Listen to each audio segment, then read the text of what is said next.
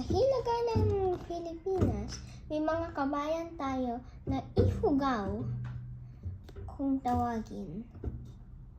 May kwento naman sila kung paano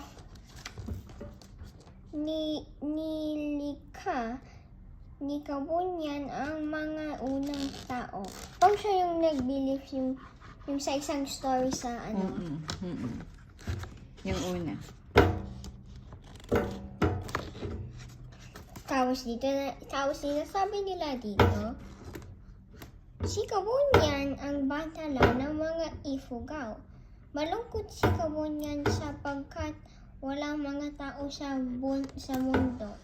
Isang araw nagpunta siya sa bundok ng pulok upang lumikha ng tao.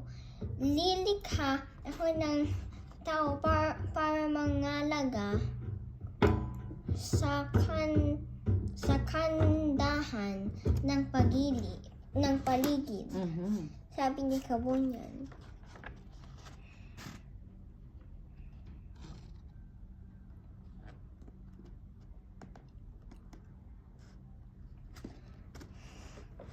Gagawa ko ng 3 klase ng tao na iba't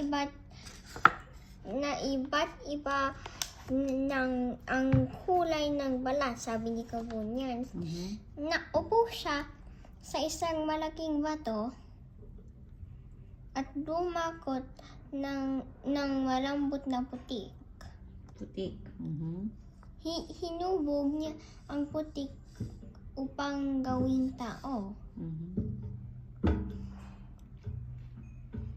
Dahil inabot niya siya ng gabi sa paggawa ng unang nilalang.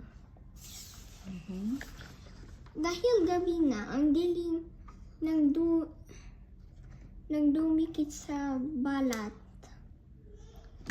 ng taong ginawa ni Kabunyan at umitim ito. Gabi na pala. Sabi ni Kabunyan, bukas na lang ako gagawa ng 2 pa. Yung narration. Okay. So tapos, in the Ifuga people believe another type of belief. They believe in somebody. They believe in Kabunyan. And then after that, their story was when he was the only one in the place. And then he was sad because there was no tao. And then he decided to make a tao. He said to mag-alaga ng thing. Tapos, and then he said that he planned to make 3 skin colors or different types. And then after that, he first made the dark one. And then after that, it was in the night time. He sat on a large rock. And then after that, he got some mind and made a person. And then after, it was late. And then so he decided to make it tomorrow. And then